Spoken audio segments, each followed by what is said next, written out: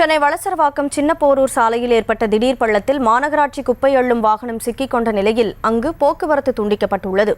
கூடுதல் விவரங்களோடு செய்தியாளர் ஜெய்ஹரிஷ் இணைப்பில் இருக்கிறார். ஜெய்ஹரிஷ், வணக்கம். என்ன நடந்தது? முழு விவரம்.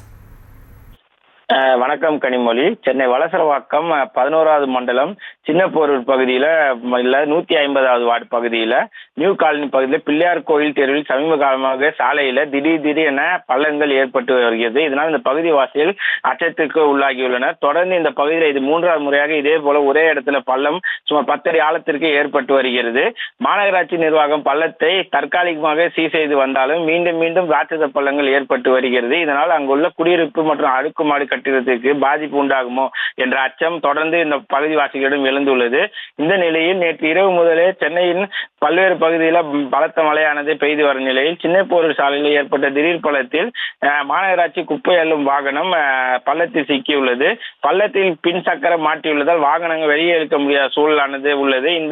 இதனால் இந்த சாலையில் போக்குவரத்தானதும் துண்டிக்கப்பட்டது. அதே போல அடுக்குமாடி குடியிருப்பின் அருகே தொடர்ந்து பள்ளம் ஏற்பட்டு வருவதால் அந்த குடியிருப்பு வாசிகள் அச்சத்தில் உள்ளது குறிப்பிடத்தக்கது. கனிமொழி, கூடுதல் விவரங்களுக்கு நன்றி ஜெய்ஹரிஷ்.